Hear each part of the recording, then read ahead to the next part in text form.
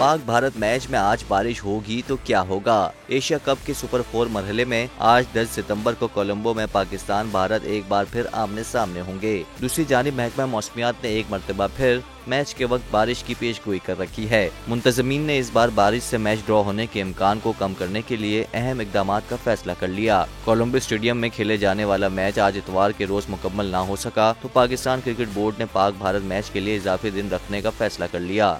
इसी सिलसिले में पीसीबी ने पाकिस्तान और इंडिया के दरमियान मैच के लिए रिजर्व डे का ऐलान किया है। पीसीबी के ऐलान के मुताबिक खराब मौसम की वजह से अगर खेल मुअत्तल हो जाता है तो मैच 11 सितंबर को इसी जगह दोबारा शुरू होगा जहां से इसे मुअत्तल किया गया था। मैच के टिकट खरीदने वालों को बताया गया है कि मैच मुअत्तल होने की सूरत में टिकट्स को महफूज रखा जाए। इन टिकट्स को रिजर्व डे के लिए इस्तेमाल किया जा सकता है। उधर इंतजामिया ने एशिया कप के फाइनल के लिए भी रिजर्व डे का ऐलान कर रखा है।